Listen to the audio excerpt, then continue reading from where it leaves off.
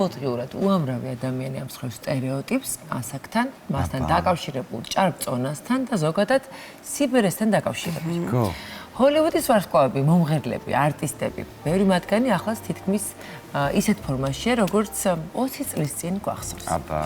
ბუნებრივია ეს ყველაფერი მუდმივად იწვევს ინტერესს თუ როგორ ახერხებენ ახალგაზრდული იერი შენარჩუნებას ისინი. ამჟამად 56 წლის კეტრინ ზეტა-ჯონსმა გამჟღავნა ფორმის შენარჩუნების საიდუმლო და საზოგადოებას საკუთარი რაციონი გაუმხილა.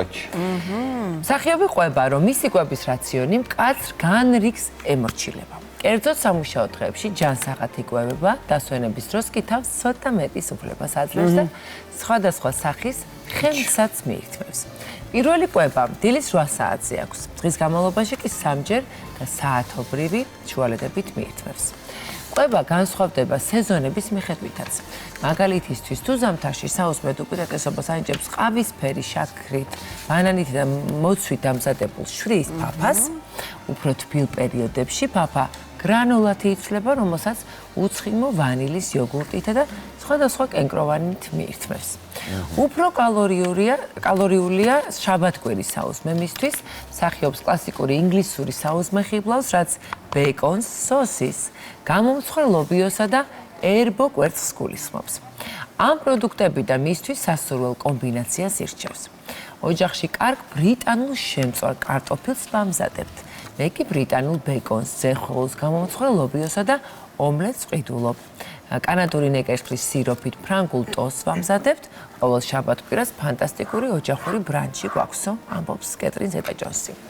ცილებით მდიდარია სადილის მენიუ და როგორც წესი, ქათმის, თევზის ან ბადრიჯნის სალათისგან მზადდება.